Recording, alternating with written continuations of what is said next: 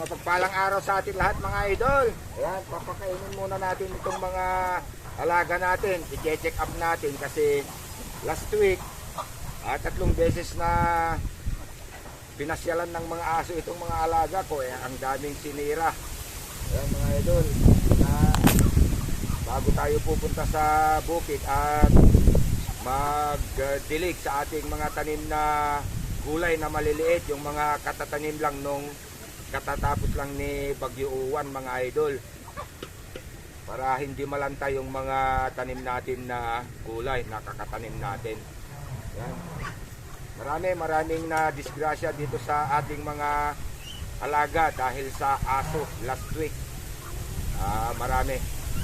Ayan mga idol, halos mga sisi natin na disgrasya nila. Saka marami pang malalaki mga idol. Yan.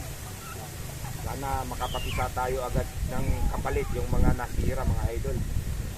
Yan mga idol, punta muna tayo sa bukid at magdidilig tayo sa mga tanim natin na gulay. Katatanim lang natin.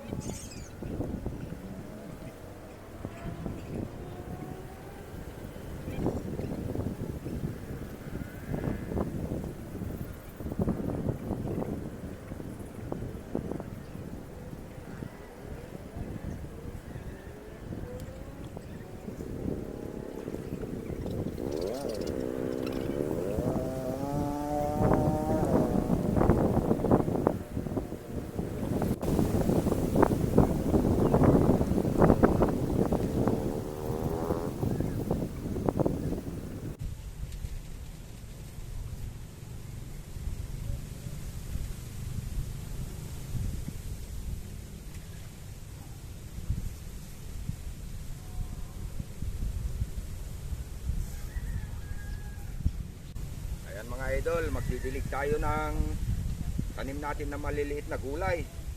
Ayan. Dahil pag nag-init, sobrang init, mabilis malanta pag ganitong katatanim lang. 1 linggo pa lang to mga idol.